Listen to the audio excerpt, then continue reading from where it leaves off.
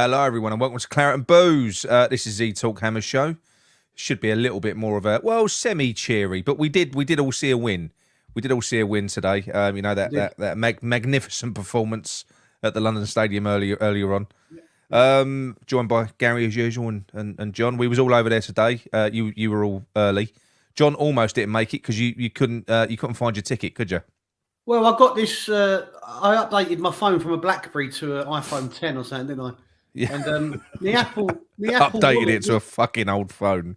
My Apple Wallet wasn't updated, so I had no tickets in me the wallet, in my virtual wallet. So I had to get over to the ticket office. But luckily, I'd left early. But I had to go to the. It's the first time I've been in person to that ticket office. Weird, isn't it?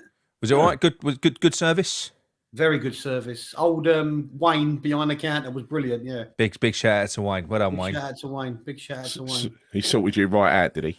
Wayne sorted me right out. Yeah, Wayne sorted me. He even printed off my tickets for Newcastle on Wednesday to avoid any repeat of today. He said.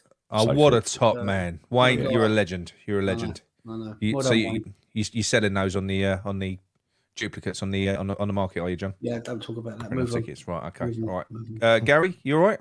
Yeah, I'm good. Well, I was very nervous today going to that game, so I'm really relieved now. It wasn't exactly entertaining, was it? But a win is a win at this stage, so I'm very happy with that. Certainly is. Funny enough, John, same happened to Ross today. He swapped his phone out 6 months ago, and he's been using his ticket in his wallet ever since. But today it disappeared from his wallet. Yeah, it might not be me. I don't know because. Well, he found it in his expired passes. It actually moved down to the bottom. So perhaps have a look in now. I said to the geezer, "Can't you just send me a new? Can't I just have a card back like some people have?" He went, "Not now, no, can't do that, no." Is that how Wayne spoke? Yeah, to be honest with you, Wayne might have helped me out, but he was a fucking know-it-all. Was it? Yeah, he just kept me. He kept me there longer than I needed to be. You know, one of the people that just want to bore you with their job. Like, do you remember this comment from John, Gary, when we were talking about the tickets, where John sort of longed for the days when he had to go and queue up for his ticket? Do you remember that comment? I do remember that. I was stunned. I was stunned. But the difference is, Nick, when we used to queue up for tickets, we didn't have some know-it-all behind a screen on a computer telling you they can't give you your paper ticket because it must be on computer now. It must be on an app. I don't want it on an app. I'm only 43, but who cares? I don't want technology. Fuck off. Sorry. Right. Anyway, moving on from the ticket debacle that was of your own doing today. Yeah. Well. Like I say, John and Gary made the match on time. I got stuck in traffic, as I often do. We got there 10 minutes late. If you saw me video earlier on, I took a little video on the approach. 10 minutes in, walking, it was fucking silent. It was eerie. Yeah. There was no noise. You would never imagine there was 50 to 60,000 people the other side of that wall in an arena. It was so quiet on the approach to the stadium. I must admit, it was nice and peaceful. Getting there a bit later, straight through, no security problems at all. Always late. I know. Well, that's why. It was quiet though. It was quiet over there for ages. I mean, you like we'll talk about the game in a minute, but just one thing in particular, like the first 25 minutes were dreadful, and Southampton had a lot of ball. There was the first bit of atmosphere was after about 25 minutes when there was some gentle booing starting to appear around the stadium. It was turning toxic. Yeah, it was. Yeah. Well, we was getting frustrated. Like I said, it was pissing me off the way we were doing that sideways and backwards passing between Zuma, Aguero, and Fabianski. It was like delayed hoofball. So we're keeping the ball a little bit, but it all leads to the same thing, which is either Zuma or Aguero launching the ball upfield. Yeah. I don't know if you saw it, but quite early on in the game, I don't know if you were there already. Southampton launched a counter-attack, and we counter-attacked their counter-attack, and we were right up the pitch. Yeah, only about 3 Southampton players back. Ben Rama going down the line turns around and fucking plays it across. Yeah. I just could not believe what I was seeing. I noticed that. I know exactly when he was on the right when we was attacking. And the thing is you can say that is. People will say that is Moyes and all this stuff. But at the end of the day, when you're on the pitch and you've got a one-on-one situation and you're meant to be a nippy winger, please take him on, Benny. Take him on. Yeah. That to me, look, we know what Moyes' culpabilities are. We know that. I'm not not getting away from him. But sometimes you think to the players, come on, you're on the pitch now. Like, have a bit of confidence in yourself sometimes. But, yeah, that frustrated me. Yeah, and he went. You know, Ben Rama in particular. I thought he had a terrible game today, and that was just the first of many lowlights from him. He looked like he couldn't be asked. He did, but he wasn't on his own, because I mean, for me, like I say, for the first 10, 15 minutes. So again, it probably was 25 minutes in. I spoke to the guy next to me when I got in. I said, "Have I missed anything? You know, who's been the standout players?" He said Rice. And that continued. He said he's the only one that looks like he gives a fuck. He said he's trying to rile everyone up. He's, you know, I think, sorry to interrupt you, I think what you've got to remember is someone like Benny and some of our players, they are very much confidence players. And when you're in a situation where you're in a relegation 6-point game and all the eyes are on you, confidence players playing in a non-confident environment generally might be a little bit rabbit in the headlights situation. They don't want to be the ones culpable for making mistakes or whatever it might be. Yeah, no, you're right. You're right, and someone's got to put a good point in the chat as well. Wasn't Ben Rama fasting? Yeah, but then Esai said so was Aguirre and Zuma. Oh, true. Yeah. You know. Yeah, or Nathan was. Yeah, Nathan. Yeah, Nathan was good today, wasn't he? Yeah, look, but Benny does have games like this. So, but like I say, he wasn't on his own. I mean, just listen. First half, Bowen was shit. He was poor. He was crap in the first half. Apart from when he hit the bar. Ings is I called it as soon as I saw the lineup. I said he's going to be completely and utterly ineffective. He was running his arse off pressing for no good reason, because he was pressing on his own. There was no pressing going on anywhere else in the team, but he was trying to do a one-man job up front. He's not quick enough. He was isolated. I just thought I really like Ings, but the minute I saw that, I thought, you're going to play one up front. Just fucking stick Antonio up there. If you're going to play that way, just stick Antonio up there. The problem is, though, Nick, is that what you're doing there is, no disrespect, I'm not having a go at you, but I'm just saying, I get what you're saying about Ings, right? But he was pressing. Why have you put that up there straight away? Why is the first comment you put up got to be about Lego? Listen, what I'm saying is you can't shut up. You can't blame Ings. Ings was working his socks off, and he was. Yeah. Gal, you said it earlier, Gal. Ings was gesticulating at the others to get up with him. He was. Yeah. You remember when he chased the keeper down, and he was. That's exactly what he was doing. He was waving the others up alongside him, but they just stayed where they were. They ignored him. Yeah. I know. Yeah, but I mean the elephant in the room for me. Look. First of all, the two things that annoyed me before the game even kicked off were the two changes. Now look. I'm still annoyed by it, even though Fabianski had a very good game, made a couple of very, very bloody good saves. You know, but they are saves that I think Areola would have made as well. I don't know why Areola was dropped. I don't know why he was dropped. We know we've got two good keepers there. The only rationale I can think is that he's turned to maybe Areola and said, "Look, we've got the Europa. You're the keeper in that. You've got 5 games left in that. There's 11 games left in the league. You're going to be in the Europa. If we get to the final, you're going to be the keeper for the final." Maybe he said something like that to him. I don't fucking know, but I don't think it's right to drop Areola. The other one for me was, again, and it was even more prominent today. This was quite possibly his worst performance, and there've been some bad ones. Was Souček.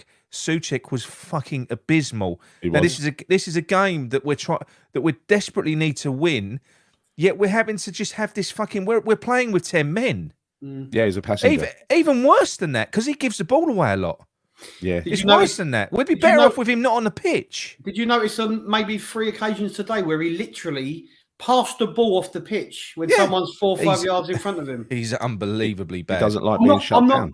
I'm not going to put all the blame on him. I'm not going to put all the blame on him, because basically he should not be on the pitch, as we said before we come live.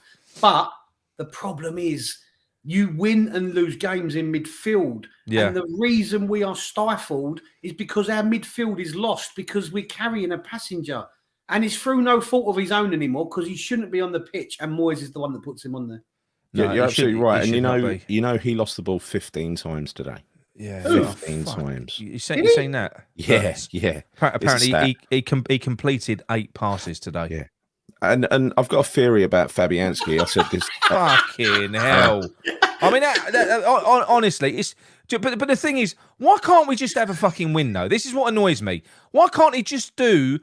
Just be conventional. I don't get it. I don't understand why just fucking once he doesn't give me something to moan about. This is such a blatantly obvious thing that we can all see. Why does he have to do it? Why has he always got to hamstring us with something? You know, that game could have gone wrong today. They had a few fucking chances. I don't understand why he's got to do that. No. Listen, he shouldn't be playing now. It must be demoralising. It drives me mad. Playing him effectively as a number 10 must be demoralising for Lanzini, Fornals, and for actual number 10s. I'd be sitting on the bench laughing if I was Lanzini and Fornals. And I've got a theory around Fabianski and why he reverts to Fabianski, and I firmly believe this, and that is, he doesn't want the quick distribution of Areola. He wants a keeper who's going to hold onto the ball and slow the game down, right?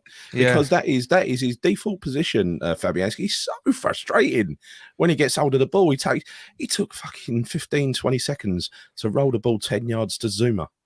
Exactly.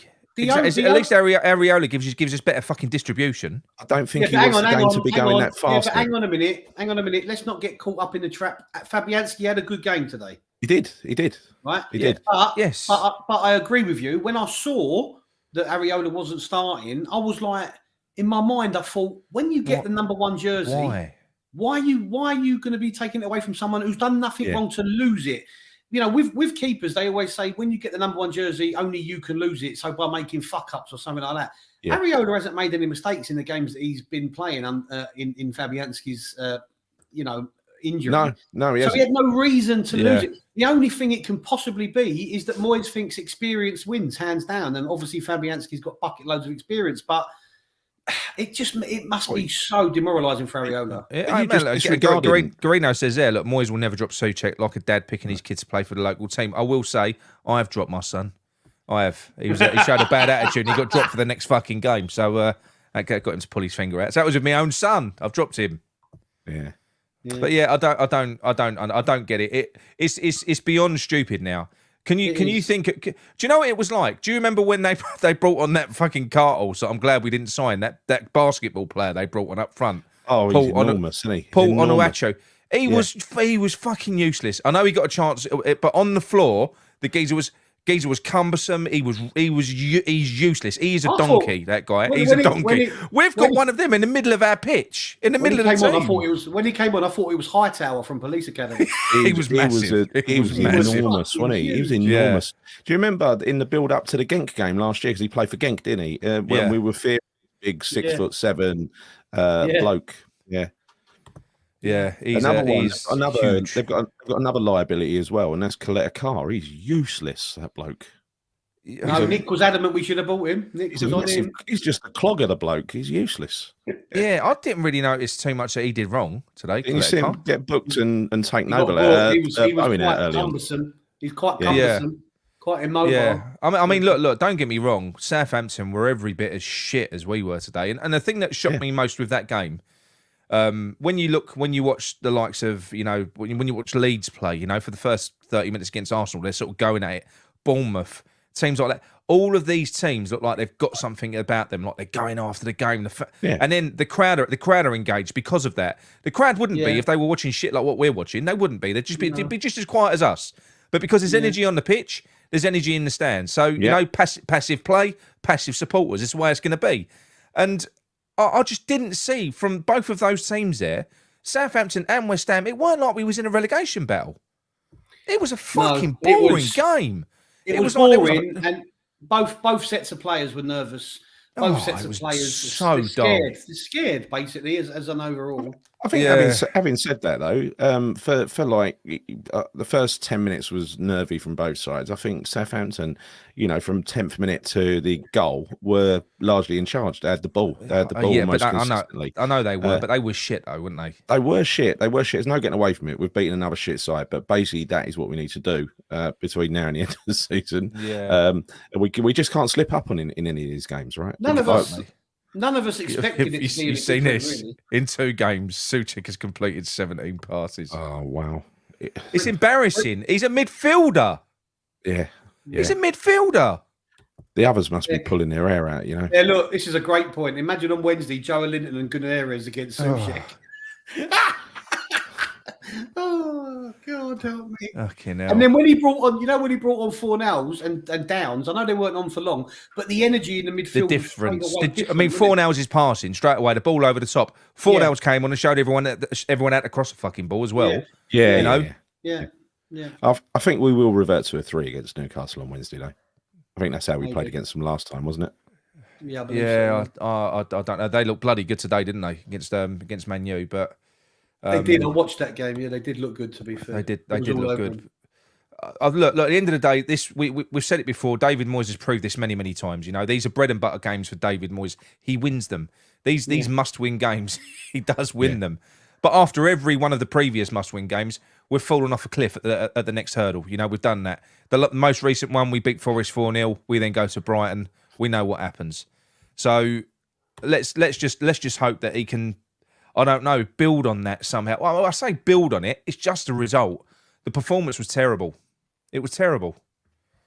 What is this going on about here? Get the fuck out. Block them. Yeah, blocking them now. Done. Sorry about the porno stuff in the chat. Oh, there's another one as well. That's worse than porn, isn't it? All right, get that out. Oh yeah. I don't know. Fuck off. Just get rid of it. It keeps coming back. It keeps coming back. I'll tell you what. That's fucking. What is that? I don't know. Sorry about this. Can't get rid of it. Sorry. We've got some piece of shit in the chat. Yeah, I'll try and get rid of it. Hang on. Yeah. I think we're all trying at the same time. I'll stop. Right, okay. I think they're gone. So I've lost my train of thought completely now. But no, I was literally I left the game in a state of relief. You know, when they blew the final whistle, we weren't on a ropes or anything like that. I actually didn't think once we was 1-0 up, I couldn't see Southampton coming back into it. No, I actually couldn't. I felt comfortable, but I mean that said, they had a few chances, but I don't know. They looked defeated to me. I don't know whether I know they had a few injuries, didn't they? But I thought they looked pretty clueless in open play, more so than us. They look rubbish. Well, they spent £40 million in January on strikers, didn't they? That guy that they signed, they bought 2 strikers in January. It's about 40 million quid. I mean, they looked nothing. Hightower was their star signing, right? Because he's got an amazing goal scoring record. Actually, there's another one now. Block user. Well, Gary, you do the blocking. All right, I'll do the blocking. Yeah. Is he back again? We're gonna listen. It's gonna keep putting us off. So Gary deals with it. I'll do it. I'll take care of it. Don't worry about it. Yeah, that's fine. No, but it did leave me a little frustrated, to be honest. Once I'd got over the relief of the 3 points, I sort of reflected on it a little bit on the way back. I don't know, and it was so dull. I mean, I was over there with my son Ben, and he's sitting there saying this has got to be like League 1 standard football, League 2 standard football. It was awful. It was so bad. I mean, the passing was shit. I mean, even from them, how many times when they got into advanced areas, their final ball, especially in the second half, you know, the player they brought on number 23. I can't remember what his name was. But 3 final ball, completely and utterly fucking just ridiculous. Both teams were lacking quality. We know they've got Ward-Prowse. Yeah, we know they've got him. But that's about it.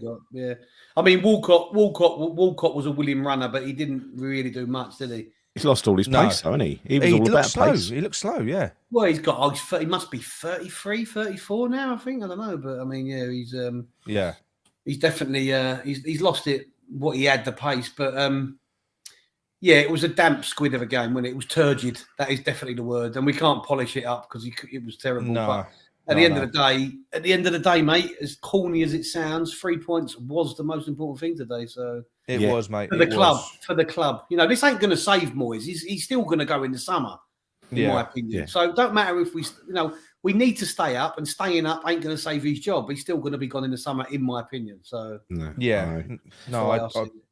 I agree. I think the goal when we went ahead, I think it was a cracking ball in from Kehrer, really good delivery, and a great header from Agued. I mean, from my end or our end, John, I thought it had to be offside because it looked like the defence just stopped and he got a free run on the ball. Right? Yeah. So when I was just so relieved. I wasn't surprised when it was going to VAR, and I was expecting it to be ruled out. But then again, it was down the other end. And it turned out to be a really, really tight decision, didn't it? You know, Well, hang on a minute. I've changed our so you can only comment now for if you've been a subscriber for 20 minutes. Yeah. So Okay, I've changed it to subscriber only. So hopefully they can fuck off and go and we've been bombarded tonight, haven't we? Yeah. Someone's got there and booze. What was I going to say? We was talking about. It's put us off again now. The old dodgy fucking bloke. What was you saying, Gal? It was the goal. The goal. Yeah. Well, I looked at the goal on my phone straight away when there was. I mean, the VAR thing. How long was that taking? 3 minutes. Seriously, Took too long. Took way too long, didn't it? Ridiculous. I know it was tight, but there's 3 blokes looking at a television screen. Why does it take so long? I couldn't believe it, how long it took. And the longer it went on, the more I thought it was going to be given offside. But have you watched it back on the telly? I've watched it back, and I actually haven't. I haven't seen it back. I've watched it back, and it looked like apart from Aguerd, there were a lot of our players who were offside, but they were only looking at Aguerd, and it was it was in between a bunch of players, and they kind of drilled down on it until the picture quality wasn't very good. It looked to me like, because Soucek was quite near Aguerd, and Soucek was clearly offside, and I was wondering whether they was thinking that Soucek could have been described as interfering with play, if you know what I mean. He jumped for the same ball as Aguerd. Yeah, that's what I think. It should never have taken as long as it did. No, it should never take that. It should never have taken as long as it did. I think with a goal, with a goal, if your objective is to rule goals out, fair enough, right? But if your objective is to just allow decent goals and encourage attacking football and stuff like that, which it should be, I think you'd have a quick look at that, realise you can't find anything obvious wrong with it, and just say it's a goal. Yeah. No, I know. The problem is offsides used to be you give favour of any doubt to the attacking team. That's right. Now with VAR, they look for any reason to actually go against that. To disallow it, yeah. They do. And I'll tell you what, that 3-minute break done us a lot of good and done them no good whatsoever. Because before we got that, it was against a run of play. They did have all the ball, even though they didn't do anything with it. They were having all the ball. After the goal, they had hardly any of the ball. No, they didn't. I'll tell you what we'll do, just very quickly. Let's close the game, and then what we'll do, we'll go into the player ratings quickly. But John, thoughts on the game overall? Absolutely piss poor, boring. Yeah. One of the most. I could never think a game can get more boring than I've already seen this season, but it probably was. It was so dull. But I think the fact that there was so much riding on it for both teams made it even more of a chess game. It was just terrible. But look, for the club and for the safety of the club, 3 points was the most important thing today, as bad as it was. Yeah, no, I agree with that. Really Gary, much more to say. I know. Yeah, Gary, I mean, we all predicted what this game would be and how we would approach it. We said it was going to be defence first, and it was. I said the other night that it would take, perhaps a bit of individual brilliance to win the game, and it wasn't individual brilliance. It was a very good set piece, right? But that was it. I mean, other than that, we showed no real ambition to get forward in numbers, exactly as predicted. We picked the team. All of us picked the team to within one or two players, because I mean, we expected Sufal to play. Just Kara, wasn't it? I think it was just Kara. Yeah, we all expected Fabianski back in, didn't we? Yeah. Right. So yeah, it was exactly as predicted. It's sad that we can predict what's going to happen. Yeah, quite so easily. Yeah, I mean. Basically, the same old game plan. It hasn't worked on anything different in this international break. The same old Moyes game plan worked, and it does work against weaker teams. It does, and they were definitely a weaker team that we played today. I just hope that he's a little bit more creative against Newcastle, because I do think if we play like that, if we're that passive for a start, if we're that passive and we sit off of them, then we will get beat. We won't. We will. I think this is a danger, right? I mean, a point against Newcastle, I think, would be a good point. Yes. Right. I'll take a point now. A win would be unthinkable. I don't think we've got a hope in hell of beating Newcastle. But the thing that really worries me is that Fulham are looking very good at the moment, and they've got a week off, and we're playing in midweek. So they've got a week to prepare for what will be the same team again and the same tactics again.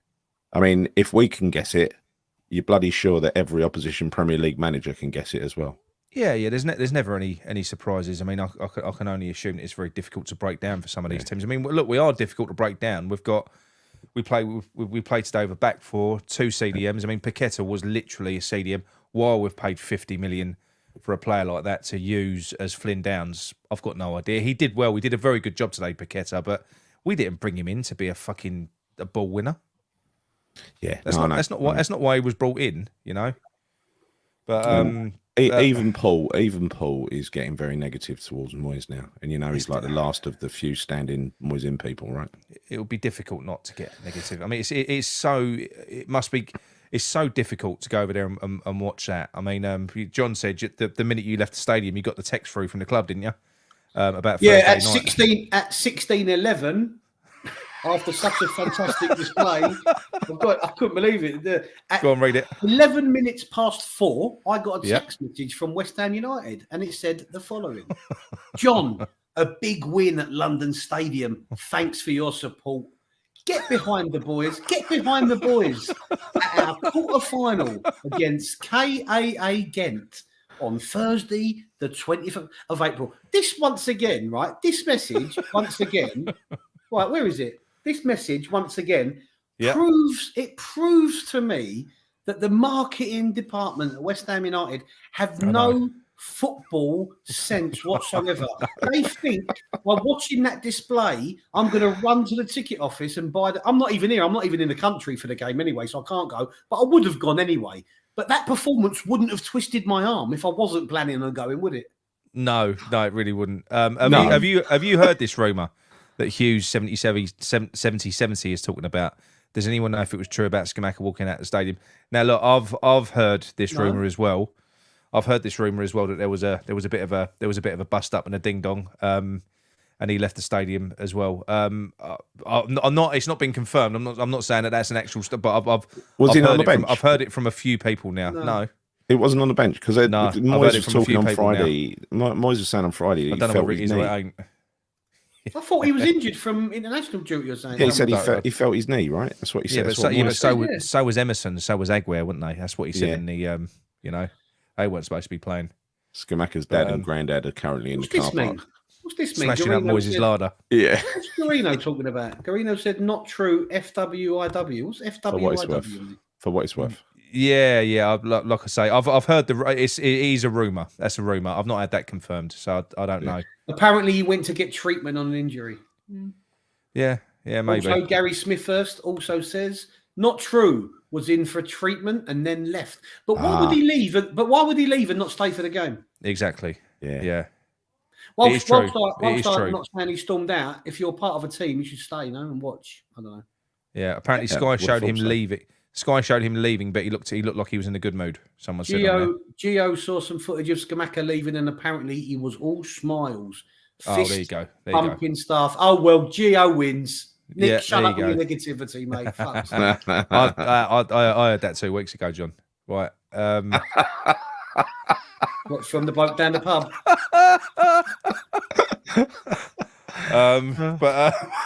Just see what you did.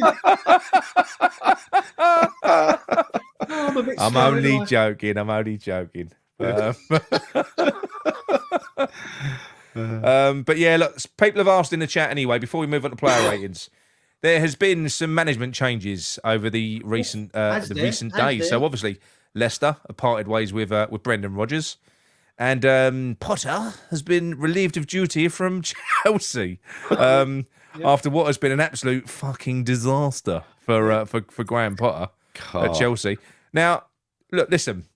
Let's not talk about it now because we all know it's quite clear, especially after Moyes has just fucking turned his 18th corner again when he needed to. Yeah. He's not going anywhere till the end of the season. If he does, it will just be Nolan or someone stepping in. They won't go and get another manager in. No. So it'll be so for the summer. For a new project, would you look at Brendan Rodgers or let's do Brendan Rodgers first. I mean, Brendan Rodgers, right? When he first came in. His first 2 seasons, we all coo and fucking go wow about Moyes and his fucking 6th and 7th place finishes in their Europa League semi-final. He got Leicester to 2 top 5 finishes and he won them an FA Cup in their first 2 years. Hang on a minute. Let me just come back at you with that though. Whilst you're right, he did that during COVID. But when Moyes did it, hang on. But let's play fair. But he was better than Moyes. Hang on. But when Moyes did it during COVID, you say, "Oh well, it's because of COVID." But when so you got to be fair, Nick. You got to play from. I am fair. I am fair, but he does play nicer football. He No, does he play does. nicer football, and he did win a cup. He won a cup as well. I would take him because, like you say, initially he seems to go into a club and he gets them on the forward. He gets them on the forward trajectory quite quick. And also, Leicester are a little bit in turmoil at the moment. They're not financially doing great. You know, they lost a lot of their money because their owners are big into duty free, aren't they, or something? So they lost a lot of money when there was no flights going all around the world. So they haven't got the money they once had. So he hasn't been, to some extent, financially supported in recent times. Because both of these managers, the reason I mentioned these two, they're both going to be on the Sullivan list, because one of the key things for David Sullivan when he's looking for a manager is that they are available. And know that they are available. They have to be. They've got to be sacked and available and there and waiting. They both obviously will be. So, how do you feel about Rodgers? Rodgers has to spend money, right? I think in the last year, Leicester have changed their policy around recruitment, and so that hasn't suited Brendan Rodgers. He hasn't been able to refresh the squad. He needs to refresh the squad. I think as long as he's allowed to do that, I think he's a very, very productive manager. I like the way he plays football. Yeah, I do. I would take him. I'll take him in a heartbeat. Yes. And he would never throw players under the bus like David Moyes does. Never. He just says how lovely and beautiful his players are. He protects them like they're his own kids. Yeah, beautiful players. What's Mr. Mace saying here? Mr. Mace says, Mr. Mace, there's something very snidey about Brendan Rodgers. I reckon he fits hidden cameras in the women's toilet cubicles at Leicester's ground. He's apparently he's chocolate. He would eat himself. Apparently he's got. So I've been told. Brendan Rodgers. He's got a 20-foot picture of himself in the entrance hall to his house. Yeah, like Pardew. Yeah. We've had one of them before with Pardew though. We didn't mind Pardew. He was a bit like that. Self-confidence is good. Self-confidence, there's nothing wrong with loving yourself. That's fine, right? As long as you can produce on the pitch. The trouble is now you've got Spurs looking for a manager in the summer. Now, obviously, Chelsea and Leicester are looking for managers in the summer. We're possibly going to be looking for managers in the summer. So there's a lot of clubs looking, and you've got to think: would Potter or Rodgers, would they choose us over Spurs and or Leicester? Well, this is the thing, right? And one thing, let me kick off on Potter. Now, I think what this has probably done, what the Potter experiment has done, has probably given us all a stark warning. Now, we know that there are different types of clubs. If you look at Brighton, the way that they're run and everything else, you know, they've got amazing infrastructure. Everything is there. The manager's got amazing support. They haven't got to worry about anything. All they've got to do is come in and coach that team. That's literally all they've got to do. At West Ham, that isn't the case. We're a fucking basket case the way that we're run. You know, it's a very involved job. So therefore, the likes of Thomas Frank, who's doing the same sort of thing at Brentford with a very solid infrastructure, even the new guy that's at Brighton, the likes of Potter, would they be able to come into West Ham and function in this environment? I don't know. I don't know. I think the job was too big for him at Chelsea. He's had to go across there and inherit a load of egos, and then basically go out and buy a load more egos, and then attempt to get them all mixed together and playing in a certain way that he wants to play, but the players don't want to play in his style, right? I think that's the sort of thing that happens at Chelsea. It would happen at City, Man U, all those giant clubs, right? With us, who are merely a big club, as I tried to explain last week, I think he would have more of a say on how it goes and more control over the players, right? Yeah. So I think he could put his style. He could make his stamp. Potter. I would take him in a heartbeat as well. I'll take either of them. I think they're both very good options for us. Yeah. Yeah. I agree. Agree. You agree? I mean, Leicester. You know, Leicester haven't replaced. You know, they've got no one replacing Vardy. Tielemans, what his name is, he's had a few injuries. Maddison's probably going to be gone in the summer. You know, all they've really been doing is selling players. They haven't really been replacing them. They've sold some very good players from underneath him. So, you know, they've been dismantling really, Leicester. They have, and what he was doing in the first couple of seasons when he won that cup is he was adding and adding and adding and adding. You remember when he first went there, he bought he weren't spending a fortune. Very good. He never spent anything like what Moyes has just spent. No, he wasn't, but he was spending a fair amount, and he was buying quality players for 20, 30 million a time. He wasn't buying 2 million players, 5 million players, right? He didn't spend 50 million on a Brazilian number 10 and then realise that he's a central defensive midfielder that he probably didn't need. It'd still be trying to play him as a number 10, and if there wasn't a World Cup in the middle of the season, so as he can't watch him. Oh dear, fucking hell! Due diligence, Dave. Do you reckon he was thinking of a different player? Do you think it was the fact that he was Brazilian and he had number 10 on his shirt? I think he's got to be the bollocks, hasn't he? Once he saw Brazilian, what? I think You know what I don't get with Paqueta. A lot of fans are going, "Oh, we just got a clogger." Just like a lot of people seem angry that he likes to tackle. Like they're pissed off with the fact that he tackles. Who's that? Like a lot of fans I've heard, they sort of question. They're sort of getting the ump that he isn't just flicks and tricks. They seem to get a bit pissed off that he puts the boot in. I think listen, I think Paqueta would be exactly that player. Stick him in the Man City team, it'd be flicks and tricks galore. Knit in play, one touch football, he'd be amazing. But maybe he's adjusting to what we need. To be quite honest, we're fucking lucky that he can do all this, aren't we? Because he's managed to kind of. I love watching him play. I love seeing him get stuck in. You know, he's great. He's got a real edge of filth about him, and I really like that. Someone said in the chat earlier, I can't remember who said it, so I do apologise. Someone said in the chat earlier, he's more Argentinian than Brazilian, and I sort of get what he means. Yeah, because the Argentinians have got a little bit of a dirty side to them. Well, even look at Lanzini. Lanzini's similar. You know, he's a dirty little fucker, isn't he? He's the same. Yeah. Nick, you're having a nightmare start, Nick. What's that, Nick? I know you. Right, he's another prop. All right, okay. I can't be bothered. I sit down and I do this, but because this season's been so shit, I just can't bring myself to sit down and put any time and effort into these fucking trials. Don't blame the season. So Areola is a prop for Emerson, right? Because he didn't play today. And Vlasic is a prop for Danny Ings. Don't blame the season. Blame the fact. No. Blame the fact that your ass has turned into Crufts in recent months. It has, yeah. Don't blame everyone else. Fucking balmy here. but yeah. So that's where we are. But anyway, look, let's zip through these player ratings anyway, like we normally do, so we can get to the wee man. Let's start with Gary with Fabianski. Well, I thought he was very good, and that's saving the first half where he deflected it away from around the post as Walcott was coming in. I thought that was a fabulous save. I'll give him 7. Yeah. Okay. In the chat, 7s and 8s. Yeah, people happy with him. Yeah, I thought he did well. I do agree that his distribution was a little slow at times, though. But it was terrible. But that's him. That's his game. That's a feature, not a bug. Right, John Emerson. Feature, not a bug. What a guy. Yeah. John Emerson, aka Areola. Emerson, aka Areola. I thought he was okay. I thought he was solid within reason. He did fuck about it a little bit on the side with Aguerd, and I think Aguerd had a go at him more than once. Wasn't brilliant, wasn't poor. I'll be giving Emerson a average 6 for me. High 6, still a 6.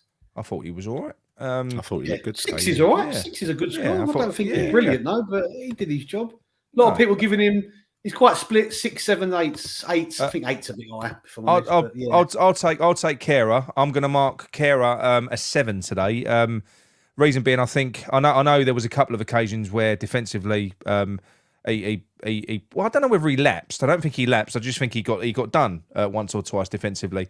I think this was a brilliant game for him. He was really good. His attacking play was good. He put a couple of good crosses in.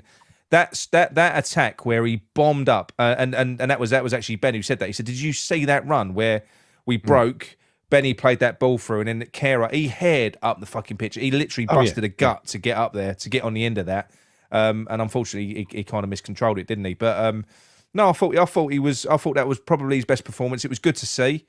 I think, and he got an assist as well. Oh, he got an assist. I'm marking him up. I'm marking him up. I'm giving him an 8. The ball, didn't he? Yeah, his cross. Yeah, I'm marking him up and giving him an 8. That was a really good performance from him, and we've given him some stick on here. Although I've always said that I do think there is a player there. I do think that he is a good player. It was his best performance at right back. In that, not once in that game did he dive in and let someone go past him. No. Yeah. He got taken on and beat by a winger once, but that was good play from the winger. So you can't believe it's going to happen. Yeah. There was one time in the second half where the winger took him on in the area, and I thought I held my breath because I thought he was going to do rash. one of those care attacks. Well, he can be rash, can't he? He can be rash. I thought, we're in trouble here. And after he did all right. And we, because I was late, we stayed to the end. So we stayed and we clapped all the players at the end. Well, I say all of them. It was Ben Rama, Kera, and Rice. And Bowen that was doing the rounds. But Kera was he was kissing the badge, sort of clapping all the fans. He was I thought it was a good performance from him today. John Zuma. I think both centre backs were half decent, but they didn't have a lot to fight against, did they? Really? No. But they was good enough. It's difficult for me. I suppose because they kept the clean sheet and they all did their job. You can only judge it by what they play. I think I'll give them a 7. Are you sort of marking them against yourself in your mind? Is that what you're doing? Well, yeah, I am, but I'm also marking it against the fact that they didn't have a lot. They didn't have a great. Southampton didn't have a centre forward throughout the whole game who did anything, in my opinion. So I don't think Zuma and Aguerd had massive amounts to do defensively. Personally, do you know my favourite Man City player today? That was a guy with the dreadlocks. The kid City? that they got from Man City. Sorry, from Southampton. They got him from Man City. Ben told me his name. I can't remember his name now. But he was a standout player for them. He was really combative, carrying the ball from deep. Number 23. Defensive mid. Yeah, he was fucking really good. Apparently, he's only on loan, so I'm told, from Southampton. Okay. Really good player. I liked him. A lot of energy. Lavia. He was a good player. Lavia, okay. Yeah, really good player. He was definitely a Ward-Prowse. I don't think Ward-Prowse particularly had a great game. He was involved in everything. He's shit without a free kick, isn't he?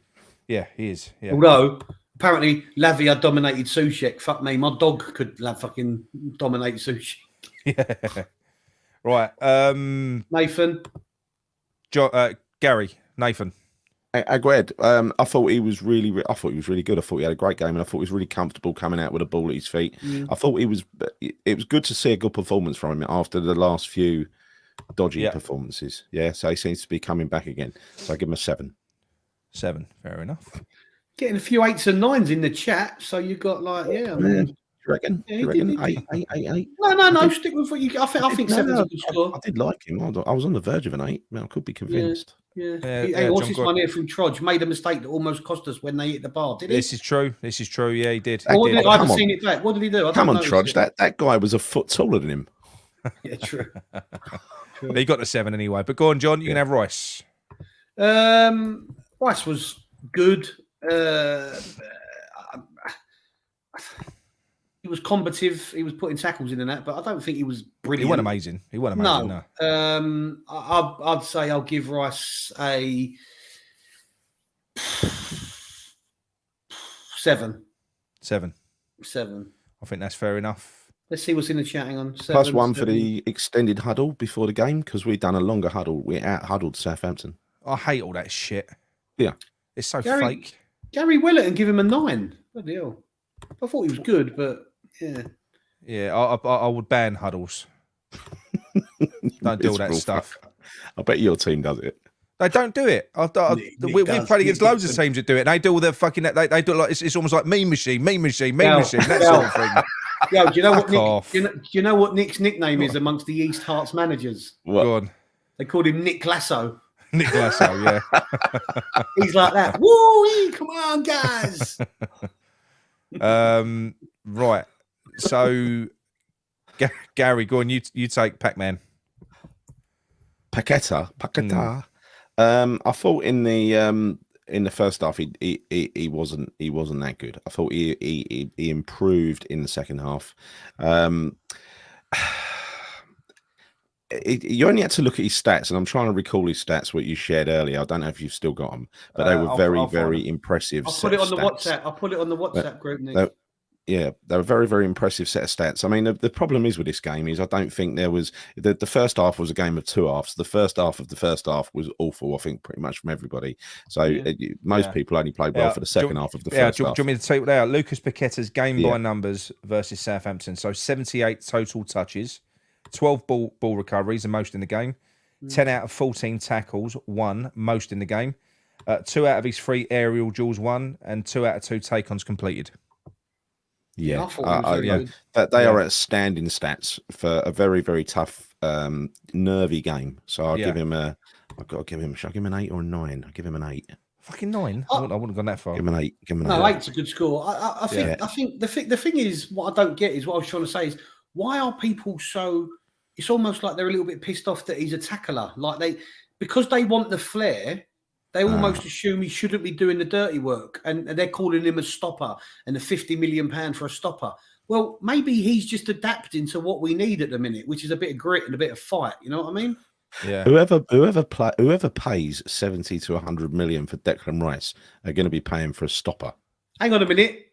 Nick, you can't put a donkey on anyone yet, mate. You ain't done a score. I am. I'm just getting ready. I'm just thinking ahead. Preempting it. All right. I'm not going to talk too much about him. We've already spoken about it before the game. The geezer is fucking pointless.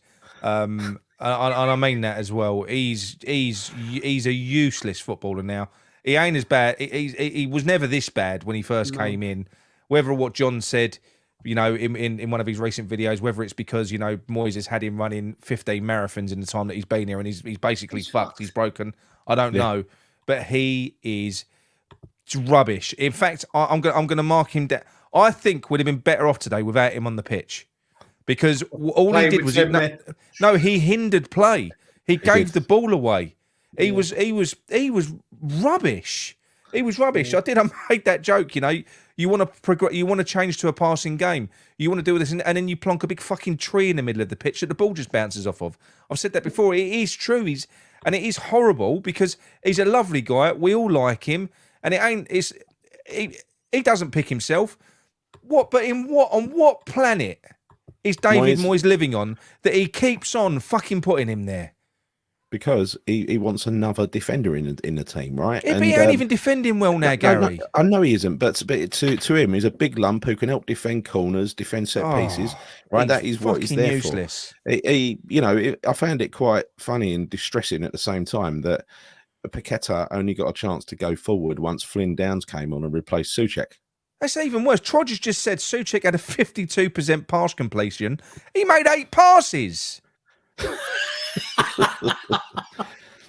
Yeah, it was appalling, and the stats tell you that. It was absolutely appalling. But at what point do we now shift the blame away? It's on Moyes. It's on Moyes. No, I do now. Entirely. Yeah, I don't blame the player. This is going on Moyes. That's why that donkey's on his head, and that donkey's staying on his fucking head, whatever score he gets. I don't think you can give Moyes a donkey today because we won. I am. I physically am. I know we won. I know we did, but no. It's meant to be a democracy, isn't it, Cal? Well, the thing is, John, I'm in two minds over this because you remember the Tevez season when we stayed up. I mean, we stayed up by literally taking every game by the scruff of the neck and trying to win it. Yeah. That wasn't that today. And we're not doing that. We're sitting deep, hoping to pick up a goal off a set piece, which is what. Look, if we hadn't scored from a set piece today, we weren't going to score. Well, yeah, but no, I know, but that is Moyes' perfect result. The way we won it and the fact that we won it—that's his perfect. That's his fantasy. We won 1-0. We didn't get a goal in, and we scored from a set piece. So he's happy. What that does is that to Moyes that just justifies everything he's doing, and he's going to go and do it again, right? Souček makes Neil Orr look like Busquets.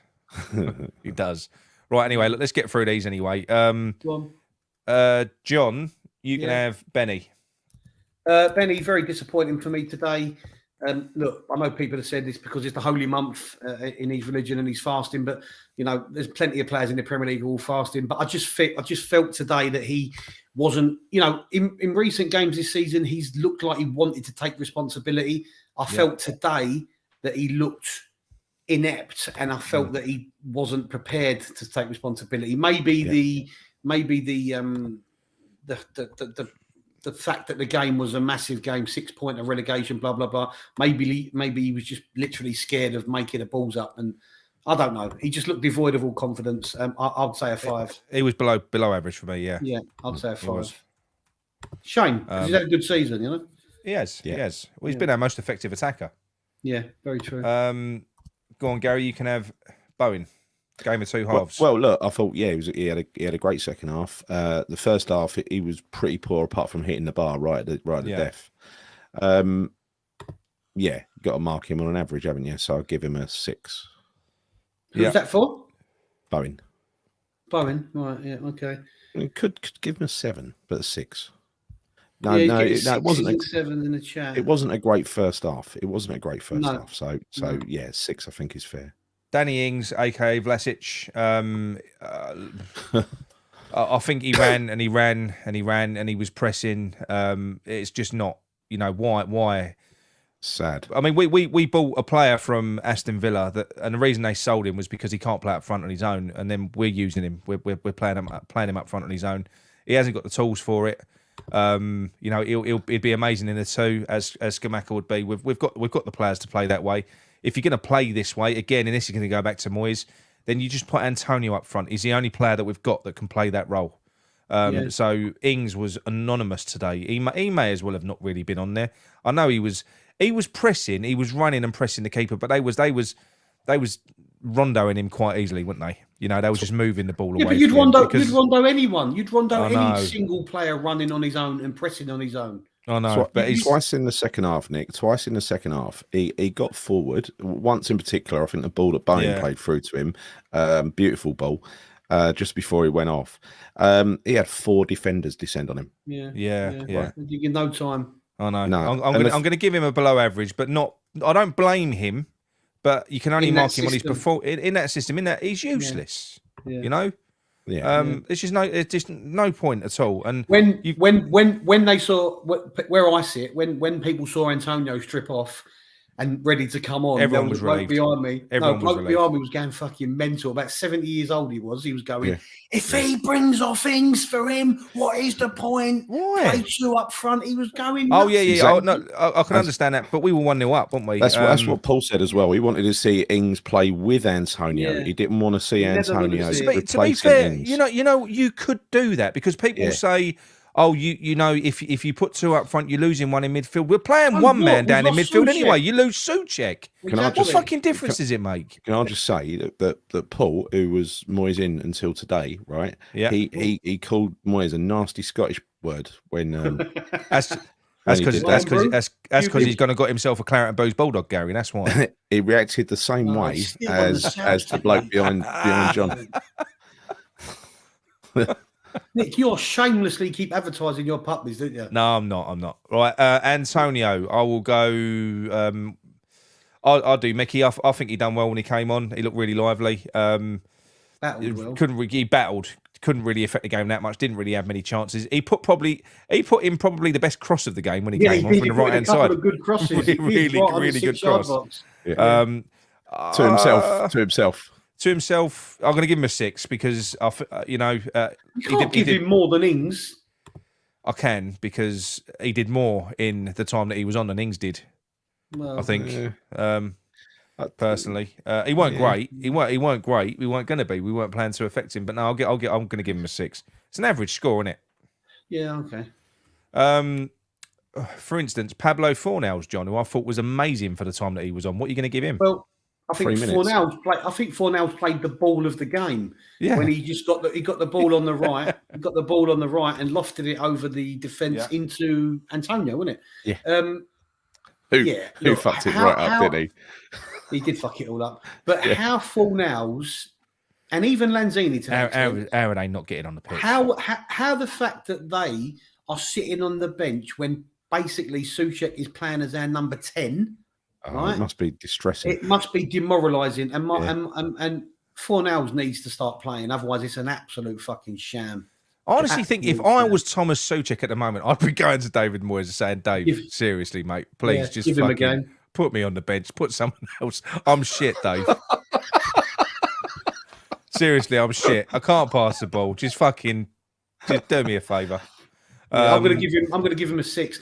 And Gal, you're down behind the goal. When he played that ball and we ended up getting a corner, I saw Fornals come to the back post and he looked like the fans were really on him and he was doing something back. Did you see anything? Like he was really.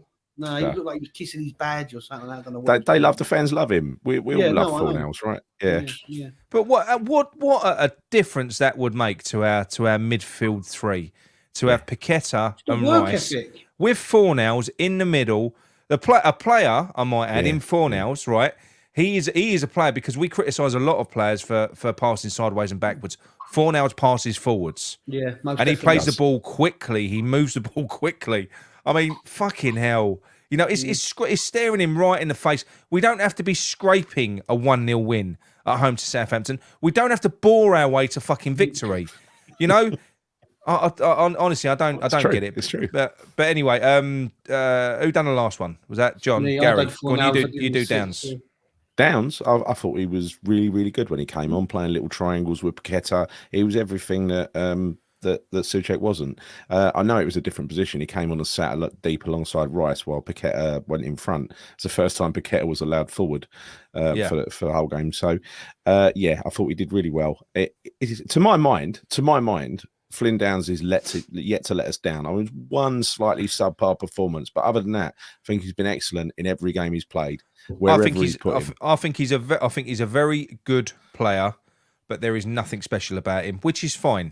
No. I think he does a job for you. Yeah, but the thing is, that's a Jeff Pike, that's a water carrier, right? Yes. That's fine. It's fine, right? So every team needs that, though, Nick. Yeah, exactly. No. I'm saying that. No, I think he's a good player. I think he, for instance, he'll be happy being a CDM and he'll be very good at it, probably. You know. Yeah. I'll give him a 6. The thing is, what we've highlighted here is that what we've already highlighted here very quickly is the fact that Fornals and Fornals and Downs had very little time on the pitch, but in the short time they were on the pitch, they already gave more energy than Souček did for the whole game he was on, and that's the embarrassing thing. It's not even the quality or the technical ability or anything like that. It's the fact that they have a little bit of energy about them. Yeah, and Souček doesn't. Troj has said something there. Is Downs any better than Cullen? I think so. Yeah. Yeah, you reckon he is? Oh, Cullen. Sorry, I was mixing Josh up Cullen, the one that plays for. But why do we keep going about Josh Cullen? He ain't a player with us anymore. It was Troj. Oh, you asked him there. That ship sailed 2 years ago, whatever it was, 2 or 3 years ago. Now it's done. I mean, and he's being coached. And he's being coached by a young progressive manager in company. Yeah. Josh Cullen should have got his chance at West Ham. Let me leave it there. Yes. Right. Aaron Cresswell, when he came on, this did cause my biggest outburst of the day when I saw him coming on. Right. I just thought, oh no, but I just thought, what a pointless substitution. But Cresswell, he likes to play people on side. He's normally sloppy when he comes off the bench as well with his passing. He gets caught out of position. I thought, why the fuck are you bringing him on now? No. Luckily, they didn't target him, did they? No. So he only come on because Emerson was gone. Because there was one time in the second half before he come off, Emerson made a burst down the left, and he couldn't get back. I don't know if it was Benny now, I can't remember, but they had to play left back while Emerson was literally walking back. He was just done. He was gone. Yeah, no. I'm going to give him a 5 because I can't. Normally, when someone comes on that late, you just give him a 6 as an average, and then the scores work up and down from there. But I can't give him more than Emerson. Trini says Emerson was out on his feet and was recovering from an illness. No, fair enough. Right. Leonardo Barr says Emerson was gassed. Yeah. But I also did not want Cresswell on for him. Yeah, that's true. Right. Okay, right. I will go over to go on, Gary. You can do Moyes today. I'm leaving a donkey on his head though, whatever the score is. Well, listen, I think it was a win despite Moyes. Yeah. Not because of Moyes. A set piece, and set piece is like buying a raffle ticket, in it. Everything, all the stars have got to align. You've got to have the perfect delivery. You've got to have the a man loses a defenders that stop concentrating like they did today, for it to all work out and for you to score from a set piece. That was our tactic. Our tactic was not to get men forward in numbers and try to take the game to Southampton. So, to be honest, that's not good enough for me. And I'm going to give Moyes a 4. Is that donkey? 4. It is a donkey. Yeah. It was pathetic. I mean, not even like you said, we all called the team minus Soufal, who obviously the only reason he wasn't playing was probably because he wasn't available to Moyes. So he's played Kehrer instead. It was the same team that we knew that David Moyes was going to pick. He's come up with nothing new. We were static. We were playing deep. We weren't pressing anywhere apart from with one man up front in Danny Ings, who was just in the middle of a 4-man rondo all day. it was just fucking. It was a Just can't enjoy that pointless, shit, can abject shit performance, and it's also unnecessary. That isn't the only way to win. I know people will say, "Oh, look, he's back again now." I blocked it. Don't worry. You blocked him, yeah. That isn't the only way to win a game of football. It really isn't. And I know we got the win, but no, for me, it's just bollocks. Yeah. It really is. It really is. I'm sick of it now. But we haven't got long to wait, hopefully, until it's all over. So we just got what you got to think is, get through to the end of the season. There was a very important 3 points today. You can't get over that. As I posted on Twitter yesterday, if we'd have lost today, we'd have gone bottom after 27 games, and that hasn't happened in the Premier League era. That's how bad we've been. Yeah, that's right. And I think there is one major upside to today as well. Is I think if you look at their remaining fixtures, that is Southampton relegated. Yeah. I think they're done. I don't think they've got enough. They haven't got enough to get out of trouble. Personally, no, I don't think they have. I think the thing is all season we've been going, is there 3 worse teams than us? And I found 2, but Forest, who I thought were worse than us, they seem to be able to pick up. They're good from somewhere. home. They're good at home, aren't they? Yeah, good-ish. When you look at Southampton, I know they beat Chelsea the other week and they got a 3-3 draw against Spurs, but they looked shocking today. So I think they are one team worse than us out of the 3 we're looking for. Yeah, I think so. Right, everyone in the chat, let us know your man of the matches, and then we'll move on from here and we'll start taking some phone calls. So give us your man of the match. It can be whoever you want. Who would you give it to? Let's think who we'd give it to, and then we'll see. I probably would give it to Kera because probably. Yeah, no, I probably would. I mean, Paqueta. I think Paqueta was the best player on the pitch, but I think because Kera's had such a shit. And there was me thinking that man of the match was about the best player on the pitch. Yeah, Fucking exactly. Silly. No, I think he was. No, I'm just saying. I thought Kera was brilliant at right back today. I do. I think he was brilliant. I think. I think he was. I think he was really good at right back. Nick. No one was brilliant. No. You're judging him on his past performances and mistakes. I think I am. Yeah, he set the bar very low. So that's. I do have to bear that in mind. It's going to be Paqueta. Right, there you go. I mean, in the chat, it's quite split in the chat. We've got Emerson, Eastside, quite obviously says Aguerd because his missus loves him. Aguerd. Yeah. Someone does agree with Kera. But then you've got a lot of Paquetas, Pac-Man, even. Sam Oak says, fuck me, not Kera. Yeah. But I think your description of him is brilliant, Nick. I mean, you was waxing lyrical about him after the game. No. Look. But, and I was a bit like, he's not that great, was he? I'm just. Yeah, but I think I'm just pleased that he didn't fuck up and he didn't make any mistakes. And I think he did a good job. I think he played well. I've told you 1,000 times to stop exaggerating. Right? Yeah, you do like exaggerating. Kera, I think Troji's right. That was a bit frustrating. He done that brilliant run, a beautiful run, and then it's like a lead-footed touch, wasn't it? I know, Eastside, I'm not saying it because you're doing North African. I said you're voting for him because you said your missus likes him. Listen, you did. Read what I'm saying. Otherwise, I'll ban you. Right, let's get rid of that anyway. Only joking, Eastside. You live around the corner from me. Right, so that is that. Is me phone ready yet? So what's this? So Zuma is out of the Newcastle game then. No. I saw him at the end of the game. We stayed to the end, John. So we stayed to the end. I've got the he was down for ages getting treatment on his leg. He was down for about a minute and he walked. And if you look at the footage after the game, half hour at least he was down. He wasn't down for half an hour. Look at the footage after the game. He walked through the tunnel unaided on his own. Half an hour at least. He went off. Yeah, he went off down a tunnel on a fucking stretcher, mate. There's footage of him walking back into the dressing room. They flew a fucking. You didn't see the helicopter flying to the stadium, no? Fucking. I suppose if Gio says it, then you'd believe it, would you? Right, there we go. 1 minute. Sorry about Nick. He loves exaggerating. Mug. Hang on. I've forgotten how to do everything. Where's the banners? Here we go. There we go. Where's all our banners gone? What are you doing now, anyway? Hey? He's trying to set up the phone. The phone in. Yeah. You had a clear out, Nick, didn't you? I don't mean I'm sitting on the toilet. I mean, you had a clear out of stuff on there. You probably deleted I did, yeah. Oh, look who's turned up, Freshfielder. Jesus Christ, bit late, mate. I've got all Stell's fucking banners in here from when he was using their account. Can we get rid of Hughes? Can we get rid of Hughes 7070? Because I don't know who the geezer is. He's turned up in the last 2 days. Calm down. There you go. He was the one that started it all off the other night, if you remember. He was, yeah. Yeah. Yeah, but we don't even know who he is. Who is he? I mean, who is he? He's my hero, John. He's my hero. Anyone who hasn't seen it, right? It was a 24-hour charity stream that we did on the West Ham Network. Look at it. It's the first part of the show because at the end of the show, it was 24 hours. We was on halfway through it, and I clicked end broadcast. I fucking killed the stream Nick unintentionally. Charity show. Oh, yeah, Nick I didn't show, because when it basically. came back, they had loads. They had what's his name, Horshaw on the golfer, and they had loads of views. But the last 25 minutes of that show are fucking gold.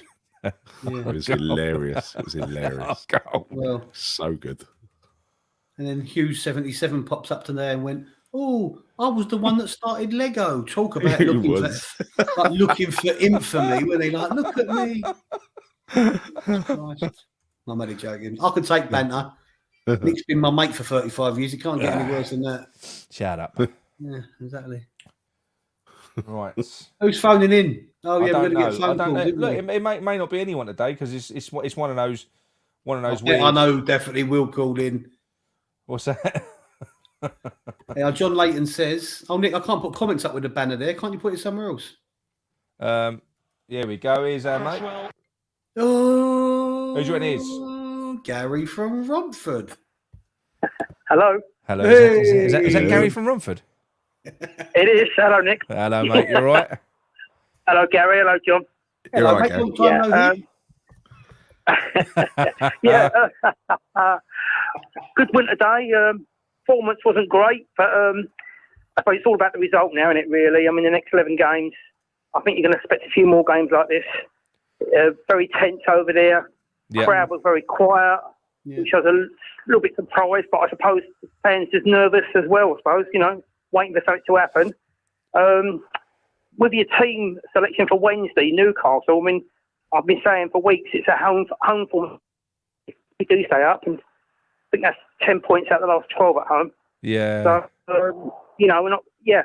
The thing is, I think there's got to be 2 changes Wednesday. Suchek's got to be dropped now. He's got to be dropped. Mate, we've been. How long have we been saying this for? Yeah. He did take him off today, but he's got to leave him out, and then you can put Downs in there or Fornells. Yeah. Probably Downs. This can release Paqueta to get forward a bit more.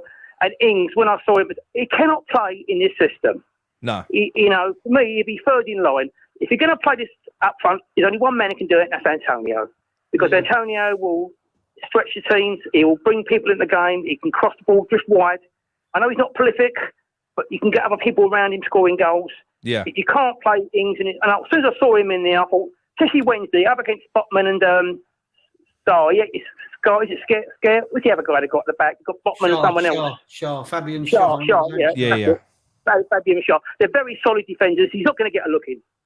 No. And I will take a point. Gary's right. I will take a point from this game now. Because if we get 4 from these 2 games going into the Fulham game, it's going to set us up nicely. But the thing is, with the home form, Nottingham Forest, I know you was talking earlier about other teams working up. Mandy G just said he took Suchek off to keep him fresh for Wednesday. He probably did. Yeah. But Nottingham Forest, even Nottingham Forest home form now is slipping because the last 3, they've drawn at home to Wolves and Everton and lost at home to Newcastle. They've only taken 2 points from 9, and they don't get nothing on the road at all. So I think Forest are going to go, and I think Southampton are going to go. And I think you can't pick a third team at the moment. It's going to change week by week. I mean, Everton are playing tomorrow night. If they win, they're out the bottom 3 again. But it was a big win. It wasn't a great game to watch at all. I sat there and watched it, and I thought, but it's all about end of the day. I'd rather play like that and win and play well and lose. At this stage of the season, I think the point that I was making earlier on, Gary. I mean, look. At the end of the day, as I said in that post-match review thing that I've done, we haven't played good football all year, so we can't expect us to start playing good football now. But my point is, we don't have to play that way to get a win. We don't have to fucking grind out a win at home to Southampton. You shouldn't have to. It shouldn't be the case. No, you can't. If you want to be entertained, I mean, stay at home and watch a film, because you're not going to get a lot of entertainment. It's true. Wednesday's going to be a hard. I saw Newcastle today, and I watched Newcastle the second half, and they look impressive against Man United. They run Man United ragged. Yeah. But if you play Souček in there, I mean, I don't know. To be honest with you, I wonder what Moyes is actually looking at. I mean, how is it we can all sit there and all see the same thing, and yet he can't? We've been saying this. When was the last time that you watched a game with West Ham, taking Europe out of the equation, in the league, and not be left with more questions than answers? It always feels like it's something blindingly fucking obvious as well. It's obvious to him as well. He's so stubborn. Yeah. But the bloke looks completely devoid of any confidence, doesn't he, Nick? It looks like he doesn't want to be out there, really. He's just like, I mean, some of his passing today, he was just dreadful. I mean, I just don't know what he's giving to the team anymore. To me now, right? This is almost like it's almost like cruelty to be putting Souček out there now at the moment, because no, it actually is, because it's fucking pathetic. He's getting worse. And I think, look, listen, he's a professional footballer. He will know he's playing shit. Yes, he will know 100%. He knows when he makes a mistake, which is probably making it worse. He probably hasn't got any confidence left. No, he hasn't. You can see it. Right from the start, you can see it in his body language. Yeah, and I genuinely hope he doesn't watch his show as well, because he'll have even less. But look, we're only saying what we're seeing. What we're seeing, it's awful. It's awful. We were saying it last season, though, weren't we? When I was a big advocate of him hanging Antonio out to dry, and it's now what he's doing with Souček, and it's almost like, look, we've said it before, but do you think that he's almost trying to use him as a visible scapegoat for the situation rather than himself? Is it? I think he's stuck tactically, John. So I think he still thinks. But look, because we know what the game plan is for scoring goals for West Ham. It's a kind of a counter attack, but it isn't, because we haven't really got the pace to do it. But what it is, we get up the pitch and it's about whipping balls in. Now, if we were putting balls in with any kind of good delivery, Souček would probably still be serving a purpose, because he is a good box crasher. He's good at coming in late, attacking good crosses. He'll give you something. But when you've got no fucking support, I mean, even today, some of his flick-ons today, because you know what the game plan was today. The reason he was playing in front of Paqueta and Rice in that 10 was because we was doing that delayed hoof ball, passing the ball back between Aguerd, Zuma and Fabianski before we launched it forward. The idea was, the game plan was for Souček to win that header and flick it onto wings. That was it. That's his function. That's his function. In the past, in previous years, he had a goal threat, but you've not even got that now. So, but I'm just worried about Newcastle. We've got to be careful we don't get overrun, because they've got some good players in midfield. Newcastle, we've got to bring in Downs out. Well, and the thing is also, I think with Newcastle, what I saw today, they've got pace in the side. I mean, they've got St. Maximin, they've got Isaac up front, they've got the midfield players, Joe Linton. Who's the Brazilian guy they got? He's very Guimaraes. Yeah.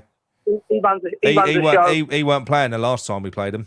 No, he wasn't. If he picks Ings on Souček on Wednesday, I'm going to be furious, because if we're going to get anything out of this game, and like Gary said earlier, I'll take a point for this game now.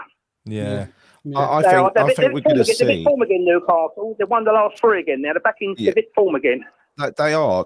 But when you look at what we did to them when we went up there, and I went to that game, it was a very good performance. It was we stopped them. We stopped them playing big time. Yeah, but that was a lot of that was down to Guimaraes, though. It was. They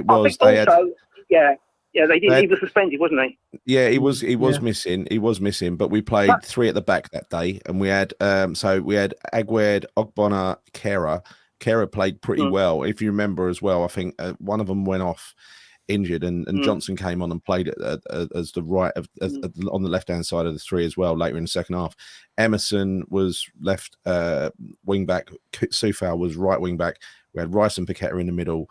We had Bowen and Benrahma behind Antonio. So that wouldn't surprise me if we play a similar team. Should we? I don't know why he didn't bring Cornet on today. No, same here. Same here. You've got to rotate the squad. You've got a squad. Use it. You've got enough games coming up. Well, he's got pace, though, hasn't he? Cornet's got pace at least. He has got pace. Yeah, he could have put him on for Benrahma, couldn't he? Because he wasn't. He's fasting, and he maybe struggled a little bit. But also, I think with West Ham now, with these games coming up, I mean, I just don't understand why he's not rotating a little bit more. We've got players here on the bench. Cornet, like you say, could have come on, and didn't. But we played Newcastle at the right time when we played them because he was suspended. You're just talking about, and also they had the League Cup final, and if you remember, they went off the ball. Newcastle, they kept drawing games. The finals out the way, and suddenly they're back to where they was before. So this is going to be a really tough game. This, but I think it's a Fulham one. If we can get something at Fulham, I said 5 points from these 3 games. I would like 6 or 7, but would you be happy with 5 from the 3 games? Yeah, Nick. In the current situation, I think, well, you can't not be. I mean, look. At the end of the day, if you look at the situation that we're in now, we're on 27 points from 27 games. If we can get 5 points out of 3, that puts us ahead of schedule, really. Because we're not doing anything now apart from trying to survive. So, we've still got a couple of games that are very winnable when you look at them. We've still got to play Leeds, Leicester, Bournemouth. You know, Bournemouth, and listen, I know Fulham is strong. Crystal Palace. Yeah, I know Fulham are strong. And the big games at home, we've got the 3 games at home, Arsenal, Liverpool, Man U. Well, Liverpool's away form is abysmal lately. They are abysmal. I think we can beat the Liverpool. I really do. We can. Go on, Gary. Gary, can we let the other Gary talk just for 1 minute? Thanks, Gary. Cheers, mate. On, I think... I know Fulham are strong, but they didn't impress me when they came down to our place earlier in the season. I think they're definitely beatable. They've got one thing, I think, is pace. Yeah. But that's the one thing we ain't got. No, that's right. So we got to counter that somehow. They haven't got Mitrovic. He's suspended. No, they haven't. I always expect to beat Fulham, and I think we've got a very good record. And this counts, right? You go away to. It's like we always get beaten by Brighton. Right, it's traditionally you just lose to these sides. We lose to Arsenal every season. We've got a good record against Fulham, a very good record against Fulham, even away from home. Yeah, and Palace. Yeah, Palace as well. Yeah, we have. So what are they saying then? Are they saying 35 to 36 points is the reckon what we're going to need? I think it's all complete guesswork now, mate. It's guesswork. We don't know. I think it'll be less than 40 points, but I think so. I think it'll be a lot less. You know, unless all of those teams down the bottom just start picking up ridiculous amounts of points, which they've failed to do all season. Yeah. The thing is also you've got midweek games apart from Everton's part of this weekend's games tomorrow night. So if Everton beat Tottenham, I think Everton will beat Tottenham tomorrow night. Yeah. Everton will get out. Massive one on Tuesday. Leeds Forest. Yeah. And Leeds have got Crystal Palace at home the weekend. Yeah. Right. Yeah, there's some massive games during the week. Again. So it's going to be honest, the bottom 3 is going to change week by week. I think teams are constantly leapfrogging over each other. No, I agree. Southampton, I think you're right. Yeah, that's right. I just hope you can make these changes on Wednesday. I think Antonio got a funny thing. He might start him, because he done, with Ings, his system just doesn't suit him, Nick. He's just too slow. No, if he plays with one up front, then you've got to play Antonio. I think it's as simple as that. But anyway, Gary, thank you very much for the call, mate. We're gonna let you go for this one and see if anyone else wants to phone in. Cheers, Gaz. Cheers, Gary. Cheers, Gary. Thanks, cheers, mate. Take care. Mate. See you later, mate. Bye. Cheers. Bye. Bye, Bye. I think Amanda makes a great point here. The fact that our goal difference is so good compared to the rest of the teams down there, it does give us another point almost. It does. Yes. Yeah, You know what I mean? It does. I think only Leicester have got a better goal difference than us down there. So yeah, that's it. Right, everyone, we'll give you about 5 minutes if anyone wants to call in. If not, then we'll wrap up the show a little bit earlier and get ourselves an early night.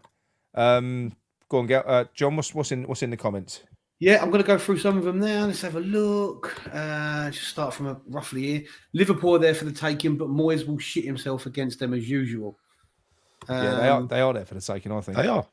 They are there for the taking. But in regards to Newcastle and the pace they have, Trini Hammer says, but Moyes plays deep, so pace against us is irrelevant. Yeah, there's an element of truth there. It's a good point, actually. It is a good point. Against Liverpool, we'll play the badge, not the team, right?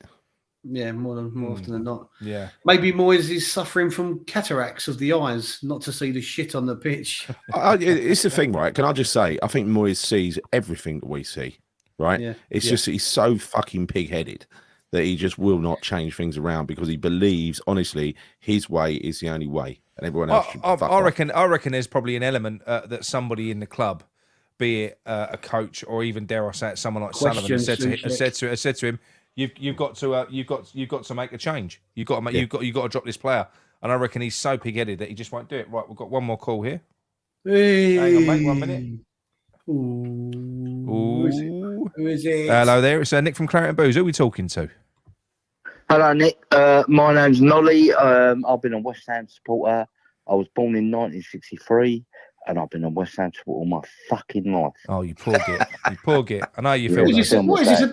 I think he thinks this is a dating channel, doesn't he? Because he's given us his age and everything. No, Virgil, I don't.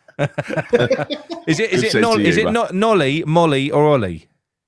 Nolly. There you go, John. Nolly. Just out of interest, I know you're not that sort of a guy, but which three of us would you choose? Listen, mate, right? You're too moys in. Exactly. I love Nick. There you go, Nick. Hey, see, I love you too, Nolly.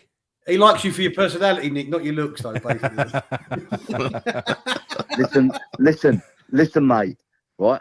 I've served with this country in the army. I'm a screw now. Yeah, I'm normally all West Ham, but I am fucking sick of Moyes. Yes, yeah.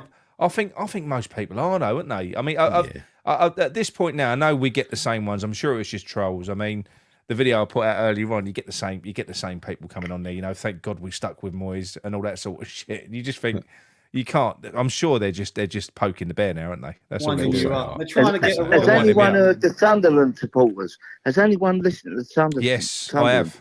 Yeah. What they have done, what that cunt has done. No C-bombs, Nolly. Not on the live stream. Yeah, right. But I do agree. But you know what I mean. Yeah, all right. Yeah, no, but yes, no, mate. I actually have because, and there's been a lot of people. There's been a lot of West Ham fans that have completely and utterly dismissed his failure at Sunderland because they're a basket case club and they don't matter. And it was bad what he did there. It was awful. You know, he spent more money. He spent more money at Sunderland than any manager before him had spent. And and what is he doing to West Ham now? When have we ever spent that money we spent this summer? Mate, I know. But how bad is it though, really, when you think about it, that they literally knew that they needed to change style. The manager himself said, I've been found out. I need new players. So they knew that they had to go out and spend money to bring new flair players in to play a new flair way. 170 million.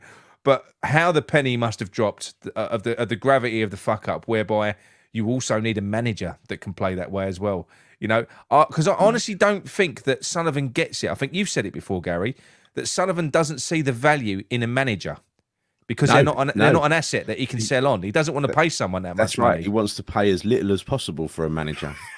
You know, and he does. It's like the running of a shop. If he had a shop, say he had a corner shop, David Sullivan, he would never ever update the fixtures and fittings. He'd still have a till like they had in the Ronnie Barker thing, you know, that used to. Yeah. That's all well and good, right? But we're in a relegation fight. Yeah, I know. Yeah. What we need fucking Harry, right? He'll get us out of it. Yeah. That's what we need. We like it or not, for the next 10 games, get Harry in there. Harry will get us out of it. And also, we got Skamaka, fucking good player. Yeah. Right? Yeah. Moyes is saying he's always injured, he's this, that, the other. Skamaka's a good player. He just ain't playing him. The cunt ain't playing him. No more C-bombs. Nolly, no more C-bombs. We're not allowed on YouTube. They've blocked the video. No more C-bombs. Right. We know. 4-4-2. Yeah. We need to play 4-4-2. Yeah. Ings up front with Skamaka. Yeah. I would have Cornet White, Bowen right. Yeah. Pakeka in between them and fucking get on with it. Yeah. No, I think our they'd get a vote. right. And the other thing is this, right? Before I sign off, right? Areola in goal, 100%. Yes. 100% Areola in goal. Because Fabianski, and this is the last time I'm saying the C-bomb, is a cunt. Do you know what? Fill your boots. It really don't matter now. You fucking hell, Nolly. Listen, You owe us about £3 for the ad revenue we would have got on this video. Bruv, listen, I love your channel, right? I watch it all the time. Yeah. Nick, Gary, Virgil, I fucking love you. Right? Keep it up. Go on, you Irons. Go on, you Irons. Cheers, Nolly. See you, Nolly.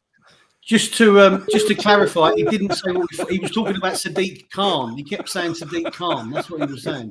We need to get one of those. You got the bleep thing. You got the bleep. Yeah, but thing.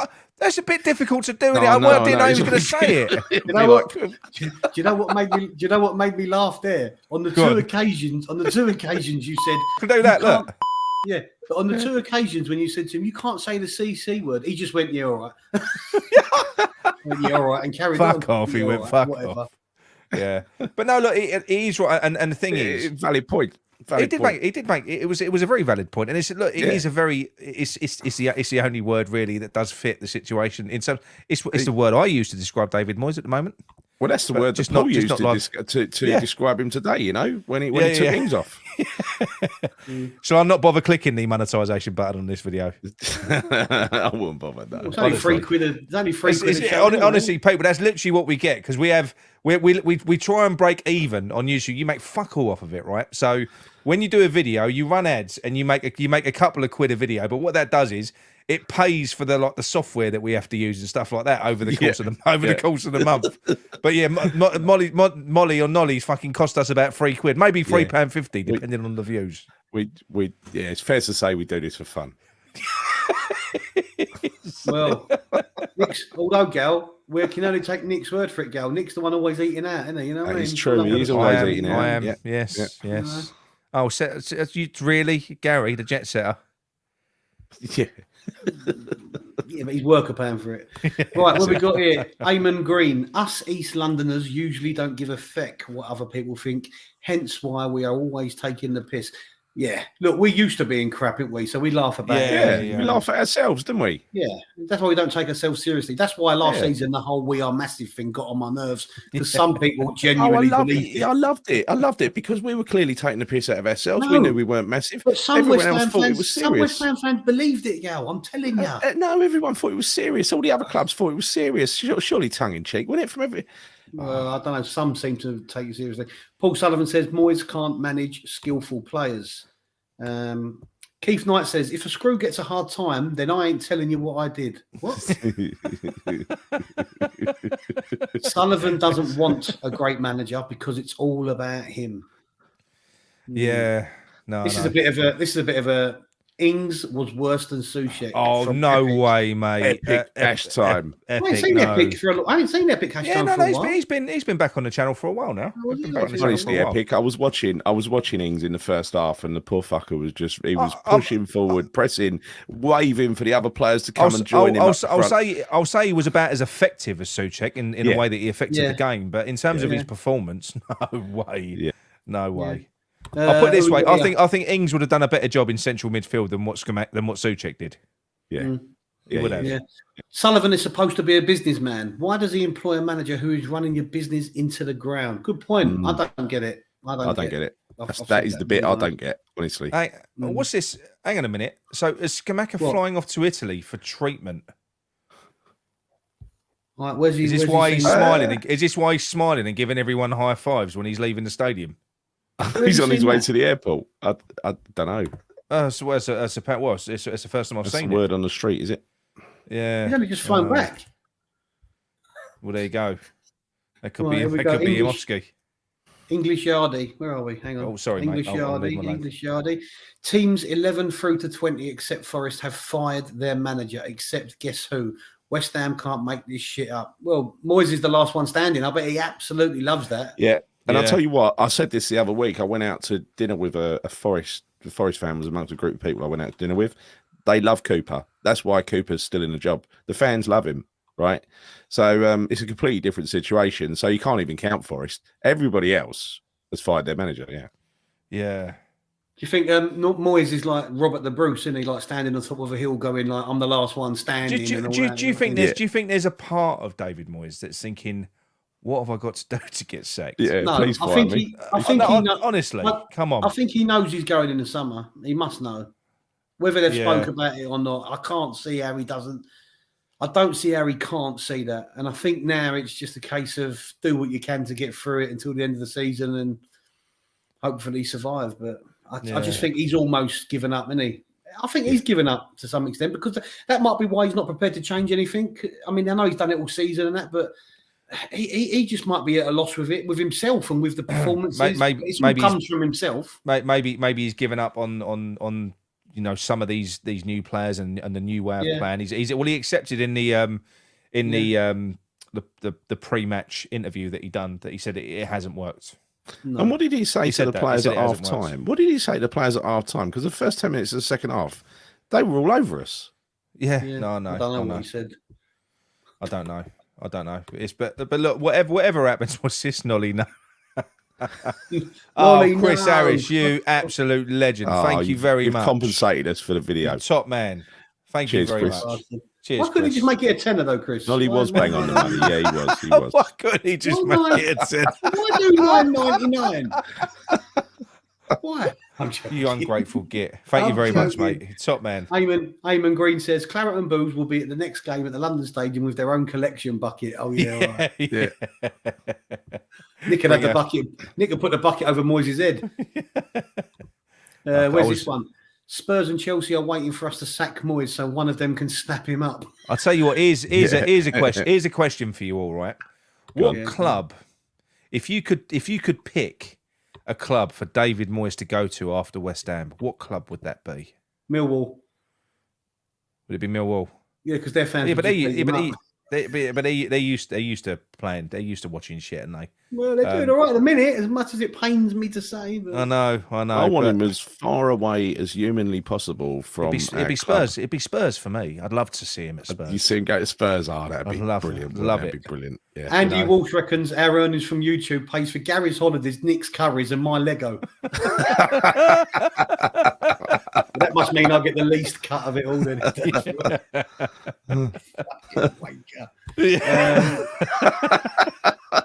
I could say a C word and just throw that $9.99 away. Eamon Green says Ings puts a lot of effort in. I felt sorry for him. He had no service. Agree? Yeah, me too. Me too, Eamon. Agree. Yeah. I was watching him carefully. Epic says Ings is too slow to play the way Moyes wants him to play, and Moyes is too shit to use him properly. Yeah, but I think as we said, Epic, it's not the player's fault. You know, Ings is a fox in the box. He's like Chicharito. You know, he's a poacher. You know, his job is if you're providing him with chances, you just want him to operate inside that 18-yard box with loads of supply. He'll score goals. To even contemplate using him in the way that we're using him, it's borderline lunacy, to be honest. Well, if we look at the goal, if we look at the 2 goals he scored against Forest, none of them was beyond 6 yards out. No. So that shows the sort of goals that he predominantly scores. Yeah, and since then, he hasn't had another chance like that in all the games since. But one of them, he basically created himself, didn't he? Because he sprayed that lovely ball out. He came back, won the ball, sprayed a lovely ball out to the wing, and then just continued his run into the box. He was involved in the build-up as well. So Dan Mole says about Scamacca. Scamacca has his own knee specialist in Italy. Nothing new. Di Canio went back for treatment as well. Yeah, makes sense. Right. It just doesn't look good when all the rumours are flying about. No. We played Ings in the Antonio role. It didn't work. We then sub him off. We bring on Antonio, and then we start playing balls into the box that Ings would thrive on. You notice that, Alec? Yeah, absolutely right. Because someone like Fornell's come on the pitch, though. No, it happened immediately. It was happened before Fornells came on. We started getting bodies up to around him, and balls started flying in. There were actually a couple of little half chances that fell near Antonio that Ings probably would have loved. Oh. Yeah.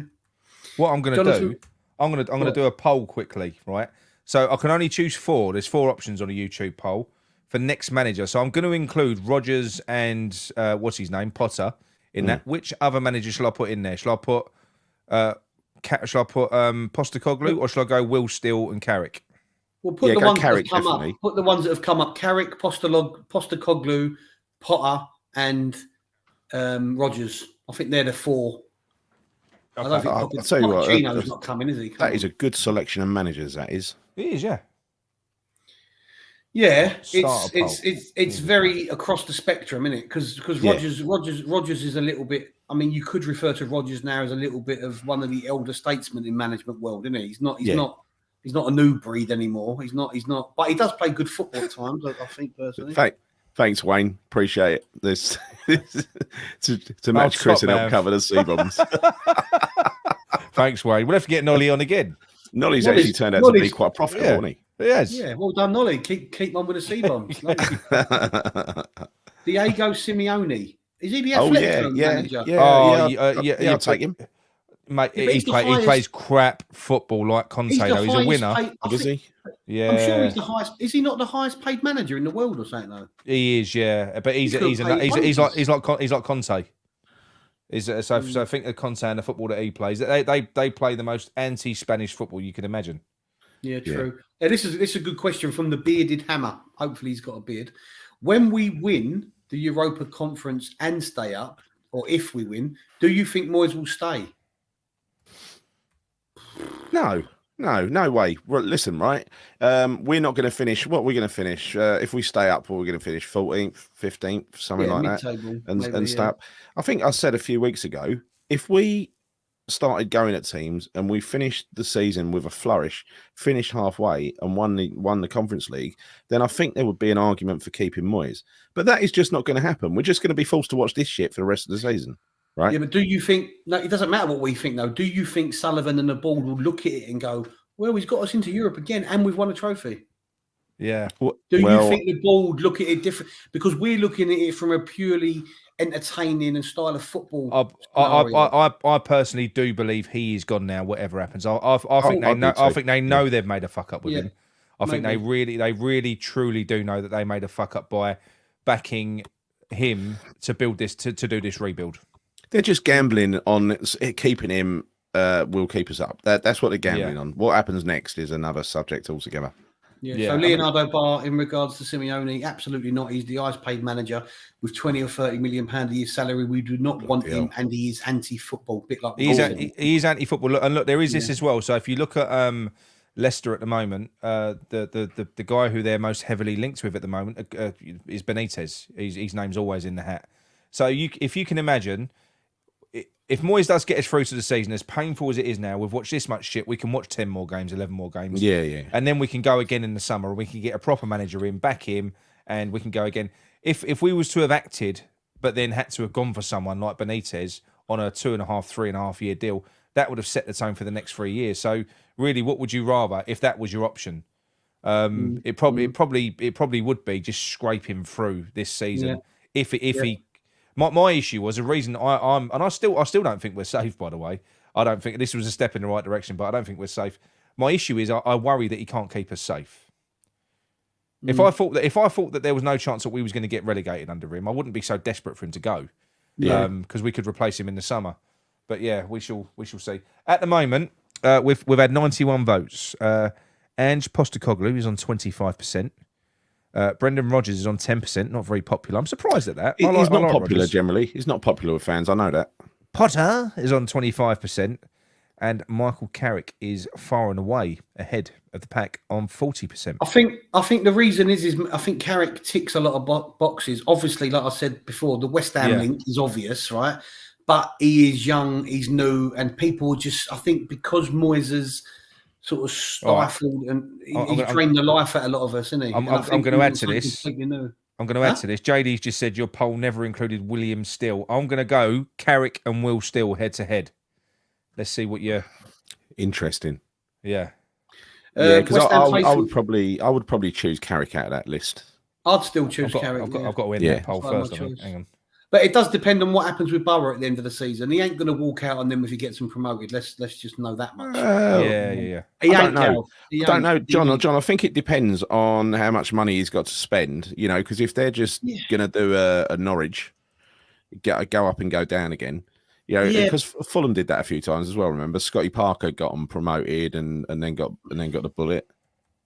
Yeah, but Scotty Parker got the bullet because he mouthed off in interviews about the lack of support he's getting from the board. Yeah, I know. Well, he didn't, you know what I mean? There's a bit of a difference there. But West Ham Faithful says, I remember Russ saying something on his show that he was told that Will still isn't doing any interviews now, as Reem or Rem are pissed off with the West Ham links. Might be. Yeah, I've read that as well. This one's going 50, 60 votes already. Still Carrick in the lead. 60%. I think people like the thought of Carrick. We like one of our own, as we say. And Yeah, I know he's a Geordie boy by birth, but he came from the spoke youth too soon. academy. Hang on. Do you know what I mean? Will He was with back. us from a young age, you know. Yeah, he was. He was He with his brother, wasn't the it? academy, so With his brother Graham Carrick, wasn't it? I would vote Will Still out of those two. yeah, but you're Personally. I'd I would. welcome either of them with open arms, right? So would I. So would I. I'd Fuck probably me, out of two at the moment. I'd probably go Carrick if it was an option. Cliff Newman says Potter could restructure our club. That would be the reason I'd go for him. You know what, Cliff? I don't think it was Potter that restructured Brighton. I think it was Brighton that restructured Brighton. 100%. The ownership. Which is why the management change hasn't dented them at all. Yeah. Because they're run well top from bottom. Dan Miles says Carrick done his apprenticeship on the Man United bench. Totally agree. He worked with under Alex Ferguson, and I know Mourinho was only there a short time, but he would have worked alongside Mourinho. He's played with some great players in his time. Moyes had a stint at Man U as well. I think he served the proper apprenticeship, Carrick. Unlike, you didn't see Gerrard or Lampard being a coach, did you? No. What about a manager? What about the argument that Michael Carrick and Will Still should maybe go against the grain and not jump to the top of the tree? I'm not saying we are the top of the tree, but if we are a Premier League club, we are a big club. We're one of the. Even though our league position doesn't suggest it, we're one of the biggest 10 clubs in the country. Yeah. So, but we've seen Gerrard, we've seen Lampard fail because they've gone in too soon. What about if the likes of Will Still and Carrick? Would it be the right thing for them to carry on plying their trade in the lower leagues for a few more years just yet before they make that jump? In terms of experience, yeah, it will no doubt do them. The more it will do their experience, a world of good. But sometimes some of them managers will look and go, being offered a chance with a Premier League team may not come round again. However, someone like, someone's mentioned Vincent Kompany. Someone like Kompany, someone like Carrick, those two, in my opinion, will at some point manage in the Premier League, so they don't have to rush. Yeah. And also, they've took over their clubs as projects, and that's what I'm trying to say. If Carrick goes up with Borough, I don't think he'll walk out on them. And Kompany, apparently Daniel Levy said he likes Kompany and all that. But Kompany has changed the whole of Burnley, the way they play, the structure of the playing style and everything. He ain't going to get promotion to the Premier League and then walk out on them, is he? No. So they're in no rush. Them sort of managers, in my opinion. What do you think, Al?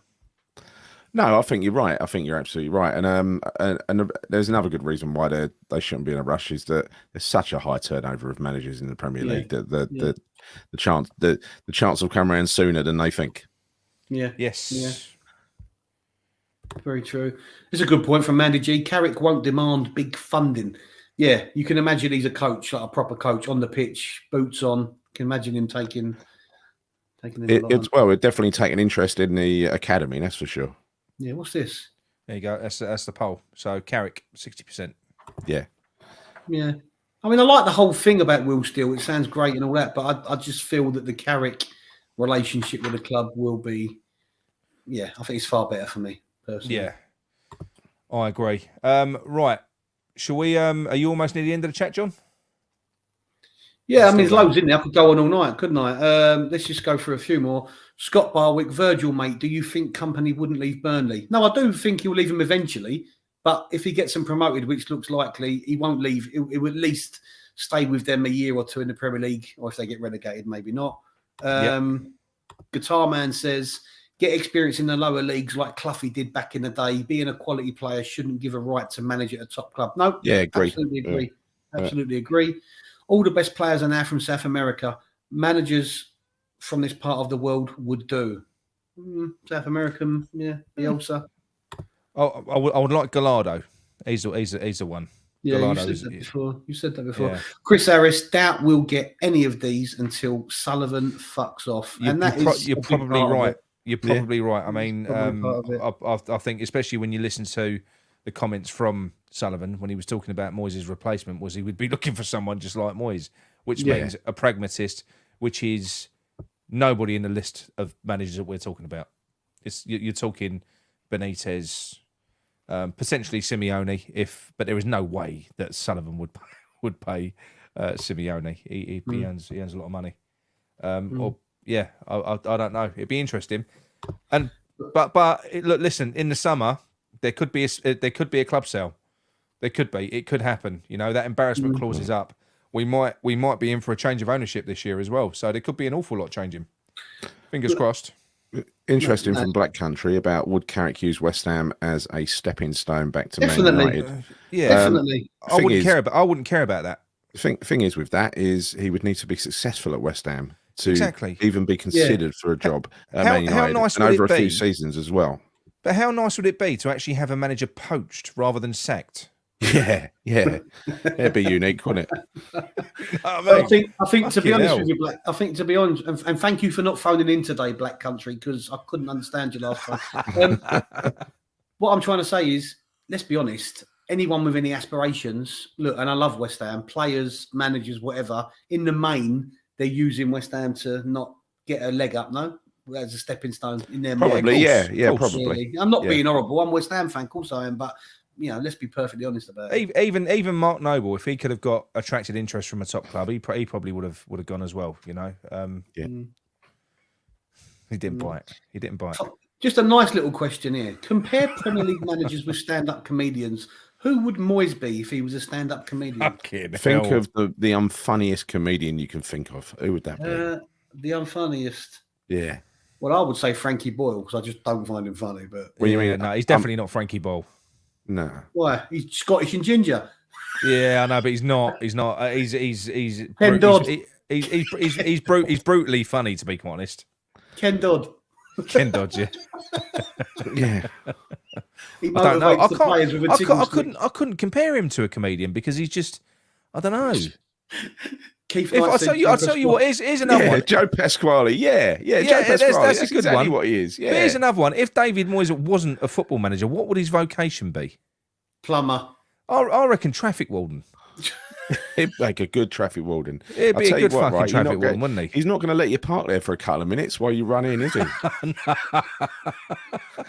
Another one bites the dust. He'd love it. He'd love it. He'd be running out of paper on that fucking ticket machine, wouldn't he? He would, wouldn't he? You get a special award, wouldn't he? Traffic warden Lollipop of the man. month. Someone said he'd be Matt B said he'd be a lollipop. Man. Funeral director. Librarian. He'd make libraries even more boring, wouldn't he? Yeah. Janitor, a porn star. Oh, that'd be God. porn. There's I'll tell probably you, a niche I'm market for going that. to ban this geezer. I'm going to ban this geezer. That's brilliant. I don't like this shoe 77. Delivering fruit and vegetables. Nick used to do that. I did. Never delivered them. I used to load the lorries that delivered them. Yeah. Do you remember that? Do you remember that time a Courgette ended up in a dodgy place for you? Yeah. Broke fell off, on didn't it. it? You fell on It it, broke didn't off. you? You fell on the Courgette. Yeah. Keith Knight's killed it. He would be a child catcher from Chitty Chitty Bang Bang. Yeah. Right. Right. Okay, Gary, do you want to wrap us up? Thank you, everyone, tonight in the chat, and thank you to you, kind gentlemen, for donating to us as well for the Nolly C-Bomb Fund, for the demonetisation of this stream. But yeah, that's very much appreciated, and thank you everyone for joining us this late on a Sunday night as well. Go on, Gary, over to you. Thanks for the money. Just make it a rand tenner from there on, though. $9.99, just ridiculous. Make it $9.99 because it upsets John. Keep it going. Yeah, thanks for all your comments. It's been a good Sunday night. It's been a happy day, isn't it? We won somehow. We won. Laid back, no stress, exactly. Really. So we're going to come back and do mid-table. What are you doing? You're going to do a post-match show by yourself on Wednesday night, Nick? I don't know yet because I might be working. What, Wednesday night? It's an 8 o'clock kickoff as well. It's a late one. Yeah, Wednesday night at like 10 o'clock? No, I might be. Yeah. We're commissioning a system, and I've got, and it's where I've got to get back from. Yeah. Yes. All right. So All right. We shall see. If I can, I will obviously. Yeah. Me and John are going. Nick will be on there, especially if we lose, because he loves a good rant. Yeah. He'd do it from wherever he is. He'd do it inside the data center. I'll do it from the top of a building. Yeah. But anyway, thanks for your time. We'll see you in a week, and come on, you irons. Yeah, you donate a tenner.